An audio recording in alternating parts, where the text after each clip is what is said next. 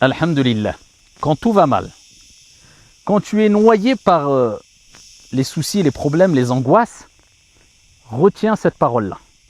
C'est un remède divin et prophétique. Une seule parole.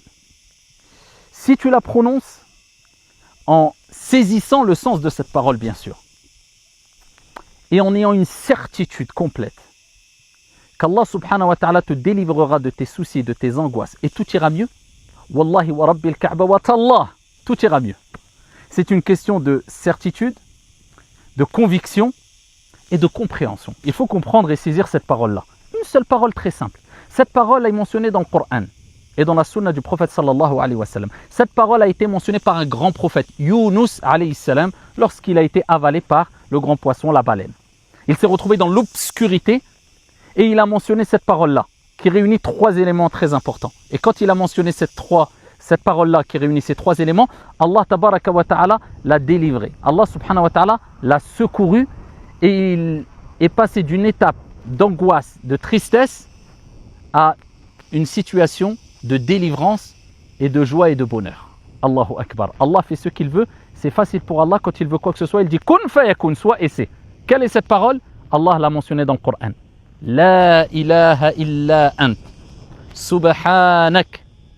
Inni kuntu min al-zalimin. Allahu Akbar. Traduction du sens, il n'y a de divinité digne d'être adorée que toi, ya Allah. Illa ant. At-tawhid, l'unicité d'Allah, ce qu'il y a de plus important dans la vie du croyant. Subhanak, tu glorifies ton Seigneur, gloire à toi. Inni kuntu min al-zalimin, tu reconnais ta petitesse, tes défauts, tes défaillances, tes déficiences. Certes, Allah, j'ai été parmi les injustes.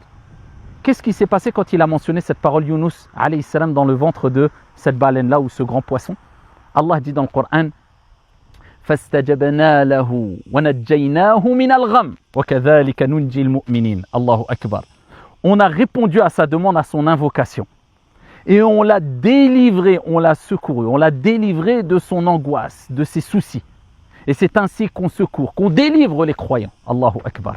Et le prophète sallallahu alayhi wa sallam dans le hadith rapporté par At-Tirmidhi et d'autres, il dit il n'y a pas un croyant qui mentionne ce dhikr-là, cette parole-là, et qui invoque son Seigneur tabaraka wa ta'ala sans qu'Allah azza wa jal accepte sa demande, son invocation.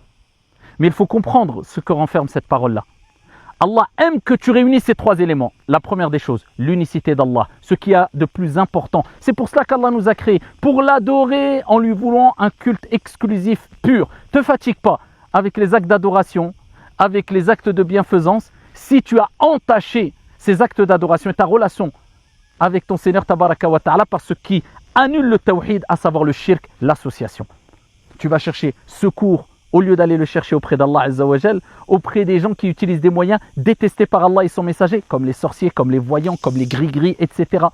Si quand tu as des problèmes, au lieu de frapper à la porte de ton Seigneur avant tout, mais pas que, mais avant tout, tu vas tout de suite demander l'aide à la créature faible, au lieu de demander au Créateur, tu as une déficience dans ton tawhid.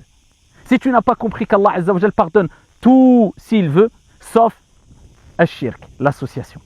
At-tawhid, dit avec le cœur et avec la langue. La ilaha illa ant. Il n'y a de divinité digne d'être adorée que toi, ya Allah. At-tawhid.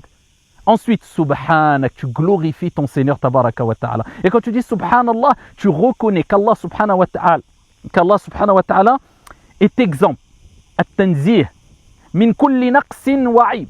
Tu reconnais qu'Allah est exemple de toute imperfection, de toute défaillance, de tout défaut. Subhanak, gloire à toi, ya Allah. Et ensuite tu reconnais tes erreurs.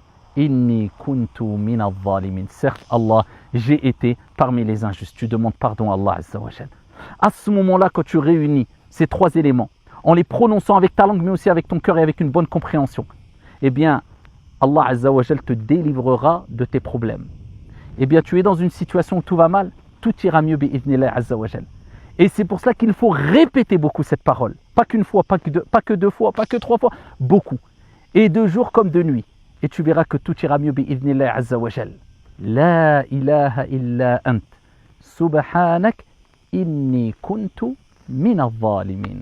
Qu'Allah nous délivre toutes et tous des problèmes et des soucis.